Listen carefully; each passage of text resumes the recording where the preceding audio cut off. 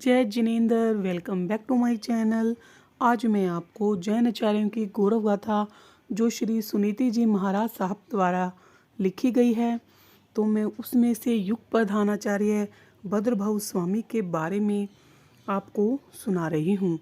श्रुत केवली काल के पंचम और वीर शासन के सप्तम पटधर आचार्य भद्रभाऊ स्वामी का जन्म वीर निवान संवत 94 और दीक्षा वीर निवान संवत 139, आचार्य पद वीर निवान संवत 156 और आचार्य पद वीर निवान संवत 170 में हुआ। इस प्रकार इनकी कुल आयु 76 वर्ष की थी। सुप्रसिद्ध प्रतिष्ठानपुर के ब्राह्मण परिवार में ये उत्पन्न हुए। आर्य भद्रभाऊ ने 45 वर्ष की उम्र में वीरों के महापथ संयम पथ पर चरण न्यास किया। तेजोमय व्यक्तित्व के धनी ज्योतिर्धर आगम के व्याख्याता इतिहासकार ये जो महापुरुष थे, साहित्य सर्जक और छेद सूत्रकार थे। श्वेतांबर दिगंबर दोनों ही परंपराओं में इनका गौरवास्पद स्थान है। इन्होंने नेपाल के गिरिकंदराओं में जाकर 12 वर्ष के दीर्घ काल तक महाप्राण ध्यान साधना की थी। इस साधना की सिद्धि से मुहूर्त मात्र में ही 14 पूर्वों का पुनरावर्तन संभव हो जाता है। इनके दीक्षा के प्रदाता गुरु थे आचार्य यशोभद्र स्वामी। आर्य यशोभद्र के कुशल हाथों से आर्य संभूति विजय और आर्य भद्रभाऊ जैसे आचार्य पद के सर्वथा योग्य मुनि पुंगवों का निर्माण हुआ। वीर निवान संवत 148 में आर्य यशोभद्र ने इन दोनों को आचार्य पद प्रदान किया, किंतु आर्य भद्रभाऊ स्वामी की यह अद्भुत विनय ही थी कि उन्होंने आर्य संभूति विजय के वीर निवान संवत 156 में देवलोक के बाद ही संघ के संचालन की बागडोर संभाली। अपने पूज्य गुरु भ्राता आचार्य संभूति विजय के आचार्य काल में वे शिक्षार्थी श्रमणों को श्रुत शास्त्र का अध्यापन करवाते हुए और शासन की सेवा करते रहे। आर्य स्थूलीभद्र आचार्य संभूति विजय के शिष्य थे। उन्हें आचार्य भद्रभाऊ ने 2 वस्तुकम 10 पूर्वों का साथ संपूर्ण ज्ञान और अंतिम 4 पूर्वों का मूल वाचन देकर पूर्व ज्ञान को नष्ट होने से बचाया। वीर निवान संवत 148 से 160 तक निरंतर 12 वर्ष का भीषण अकाल पड़ा।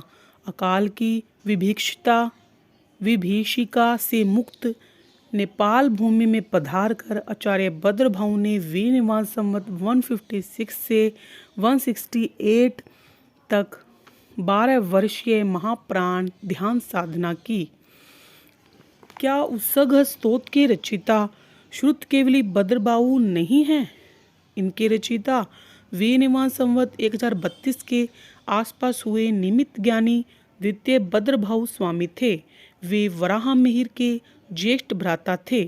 वराहमिहिर ने अपने पंच सिद्धांतिका ग्रंथ के अंत में ग्रंथ का रचना का समय शक संख्या 427 दिया है और द्वितीय भद्रभाऊ स्वामी का समय भी शक संख्या 427 और वीर संवत निवान संवत 562 और वीर निवान संवत 1032 के आसपास का ही है।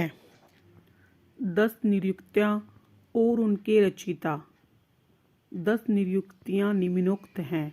आवश्यक, दशवेकालिक, उत्तराधन, आचारांग, सूत्रकृतांग, बृहत कल्प, दशाश्रुत स्कंद, व्यवहार, सूर्य प्रगप्ति, ऋषि भाषित। इनके रचिता श्रुत केवली भद्रबाहु के बजाय निमित्त ज्ञानी द्वितीय भद्रबाहु हैं, क्योंकि नियुक्ति के प्रारंभ में ही नियुक्तिकार लिखते हैं वंदामि बंदबाहु पाइनम चरिम सगल सुये नानिंग सुत्संकार गमिसिंग दसासु कप्पे ये व्यवहारे, अर्थात मैं श्रुत स्कंद, बृहत कल्प और व्यवहार सूत्र के प्रणेता प्राचीन गोत्रीय अंतिम श्रुत केवली भद्रबाहु को वंदन करता हूँ।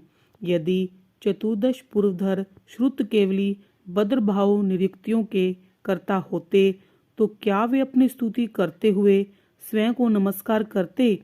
यह एक सहज संयोग की बात है कि दशाश्रुत स्कंद के निरुक्तिकार का नाम भी भद्रबाहु है और वे नमन भी भद्रबाहु को कर रहे हैं। चतुर्दश पूर्वधर आचार्य भद्रबाहु निरुक्तिकार नहीं है। इस पक्ष के प्रबल समर्थन में अनेक प्रमाण हैं। यहाँ हम विस्तार भय से नहीं दे रहे। सम्राट चंद्रगुप्त के 16 स्वप्नों का फल श्रुत केवली आचार्य भद्रबाहु स्वामी ने नहीं फरमाया। सम्राट चंद्रगुप्त के 16 स्वप्नों का फल निमित्तज्ञ द्वितीय भद्रबाहु स्वामी ने ही बताया था। वास्तविकता यह है कि जैन इतिहास में भद्रबाहु नाम के भी 2 आचार्य हुए हैं और चंद्रगुप्त नाम के भी 2 सम्राट हुए हैं। दिगंबर परंपरा में तो भद्रबाहु नाम के 5 आचार्य भिन्न भिन्न समय में माने हैं। प्रथम आचार्य भद्रबाहु स्वामी श्रुत केवली थे। वे वीर निवान संवत 170 में और द्वितीय भद्रबाहु वीर निवान संवत 1032 के आसपास हुए हैं। प्रथम चंद्रगुप्त मौर्य वंशी थे। उनका मगध पर शासन वीर निवान संवत 215 में से 233 तक रहा। पाटलिपुत्र उनकी राजधानी थी। द्वितीय चंद्रगुप्त मालवपति थे। उनकी राजधानी उज्जैनी अवंती नगर थी और वे द्वितीय भद्रबाहु स्वामी के समकालीन थे। द्वितीय भद्रबाहु निमित्त ज्ञानी थे, शुद्ध केवली नहीं।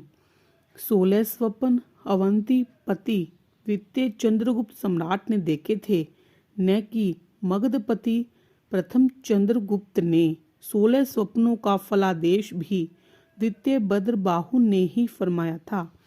प्रथम भद्रबाहु का देवलोक प्रयाण वीर निवान संवत 170 में हुआ। इनके देवलोक के 45 वर्ष बाद मगधपति चंद्रगुप्त सम्राट प्रथम हुए। ये समकालीन नहीं थे। नाम सामित्य के कारण एक दूसरे की घटनाएं एक दूसरे से मिल गई। सर्वप्रथम डॉक्टर हरमन जोकेबी ने इस तथ्य को उजागर किया। फिर तो अनेक विद्वानों ने इस दिशा में छानबीन की। जय जिनेंद्र। आपको वीडियो अच्छी लगी हो तो चैनल को लाइक करें, शेयर करें, सब्सक्राइब करें। जय जिनेंद्र।